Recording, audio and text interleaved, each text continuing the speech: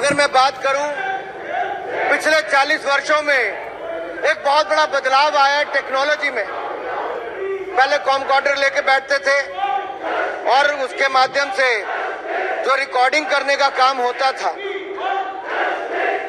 अब उसके बाद बहुत कुछ बदला है। आपके नए नए कैमरास आ गए, फोन में कैमरा आ गया है, तो पायरेसी के माध्यम से, पायरेसी एक ऐसी दीमक है जो इंडस्ट्री को जड़ से खत्म करने का काम कर रही है। और माननीय अध्यक्ष, मैं ये कहना चाहता हूं, ये पायरेसी एक ऐसी समस्या जिसके कारण अलग अलग रिपोर्टों में कहा गया है कि देश को सालाना 20,000 करोड़ से लेकर 22,000 करोड़ तक का नुकसान होता है। ये देश का नुकसान तो होता है, फिल्म निर्माता, निर्देशक का, कलाकारों का, सबसे जुड़े हुए सभी का नुकसान होता है। आज जब आप ये बिल पास कर देंगे तो आज ये भी होने वाला है कि हम उनका हक दिलाएंगे जो भारत का नाम अपनी फिल्मों के माध्यम से पूरी दुनिया में भारत का नाम करते, उनको हक दिलाने का काम आज करने वाले हैं। अब माननीय सभापति जी, मैं एक और कहना चाहता हूं, पायरेसी की जब बात आती है, बेचारे बड़ी मेहनत मजदूरी के साथ अपना खून पसीना बहाकर फिल्म तो बना देते हैं। अब कोई अगर 1 मिनट का वीडियो क्लिप बनाता है, पर्सनल यूज के लिए करता है, लेकिन कोई रिकॉर्डिंग करके इल्लीगली उसको एग्जिबिट करने का काम करता है, तो उसको जेल का कानून भी यहाँ पर रखा है। 3 साल तक की सजा भी है, 3 लाख रुपए तक का फाइन भी है, और 5% जो लागत है फिल्म की ऑडिट, उसका भी उसको वहां तक भी दंड दिया जा सकता है। यानी कि अगर 1,000 करोड़ रुपया फिल्म बनने पे लगा तो 5% यानी कि 50 करोड़ रुपए तक दंड जा सकता है। तो हमने कठोर थोड़ा कानून इसलिए भी बनाया है कि कलाकारों को और कला से जुड़े हुए व्यक्तियों को उनको न्याय मिल सके। माननीय सभापति जी, जो डेफिनेशन है, पहले केवल यूए और एस इस तरह का सर्टिफिकेट मिलता था या ए अडल्ट के लिए मिलता था। हमने जैसे ओटीटी प्लेटफॉर्म्स पर अलग अलग एज का क्राइटेरिया रखा है, इसमें भी जागरूकता के लिए रखा है कि माँ बाप को पता हो कि अगर यूए 7+ है तो इसका मतलब 6 साल का बच्चा जाएगा तो माँ बाप की सहमति से जाएगा। यूए 13+ है और 12 साल का जाएगा तो उनकी माँ बाप की सहमति या उनके जो अभिभावक है, गार्डियन है, उनके कहने पे। तो हमने इसको थोड़ा लिबरल भी बनाया है और थोड़ा जागरूक करने की दृष्टि से भी बनाया है। और यही नहीं, जो फिल्में पहले बन जाती थी तो माननीय अध्यक्ष जी, फिल्में बनने के बाद क्या होता था कि किसी को ए सर्टिफिकेट या एच सर्टिफिकेट है, वो टीवी पर नहीं दिखती थी।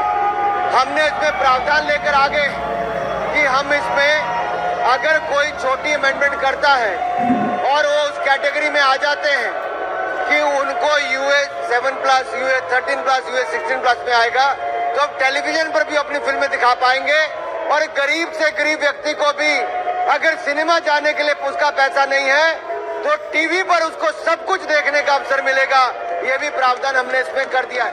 110 साल पुरानी फिल्म इंडस्ट्री, जहां राजा हरिश्चंद्र जी जैसी फिल्म बनाई, उसके बाद पहली इंडियन टॉकीज की अगर मैं बात करूं तो आलम आरा से लेकर सत्यजीत रे की अंदर पंचाली वाली पिक्चर, न जाने कितनी फिल्मों की अनगिनत गिनती यहाँ पर हो सकती है। भारत प्रतिवर्ष 2000 से ज्यादा फिल्में एक साल में बनाता है। ये दुनिया का कोई देश नहीं कर सकता, और केवल एक भाषा में नहीं, अनेक भाषाओं में करता है।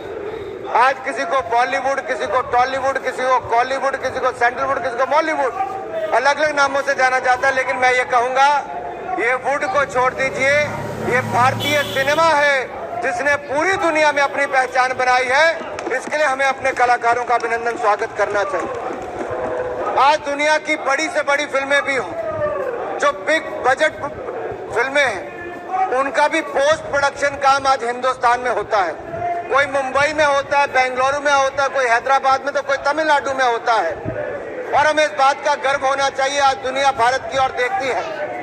We have become one of the most competitive industry in the field of cinema. और ये ओटीटी से लेके, डॉक्यूमेंट्री से लेके फिल्मों तक, इन सब के लिए पोस्ट प्रोडक्शन की ओर, भारत की ओर देखते हैं। आज सही समय है, यही समय है कि India content hub of the world बने और India content hub of the world बनकर ही रहेगा।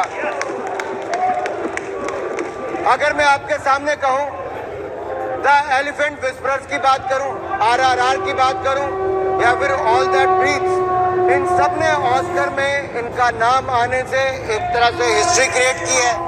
और यही नहीं, KGF 2, RRR, कांतारा जैसी पिक्चरों ने जो तमिल, तेलुगु, मलयालम, कन्नड़ा ऐसी अलग अलग फिल्म इंडस्ट्री को और बल दिया है।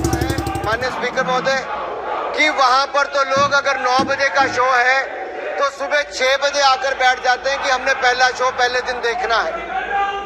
अगर ये बिल ना आए तो उन जैसे लोगों के साथ अन्याय भी होगा।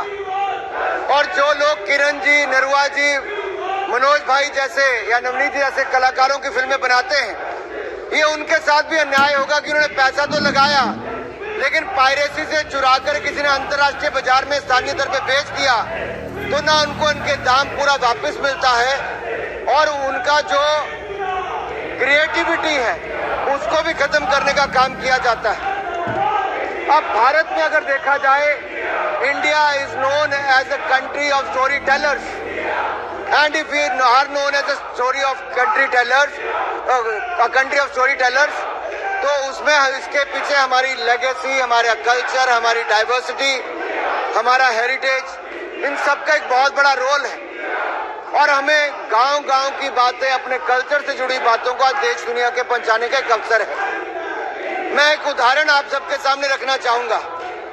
आज से 6-7 महीने पहले मैंने सेंट्रल एशिया के देशों के यूथ डेलीगेशन को होस्ट किया।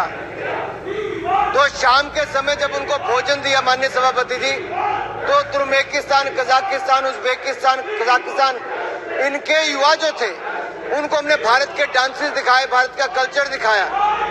उन्होंने अनुरोध किया कि वो भी अपनी कुछ कल्चरल आइटम पेश करना चाहते हैं और हमने अनुमति दे दी। मुझे लगा शायद वो अपने देश का कुछ गाकर बताएंगे।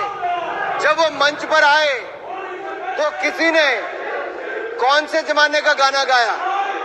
मिथुन चक्रवर्ती की फिल्म जब आई थी उनमें से अधिकतर लोग पैदा भी नहीं हुए थे। तो पहला गाना गाया, I am a disco dancer. वो किसने गाया? सेंट्रल एशिया के देश के लोग।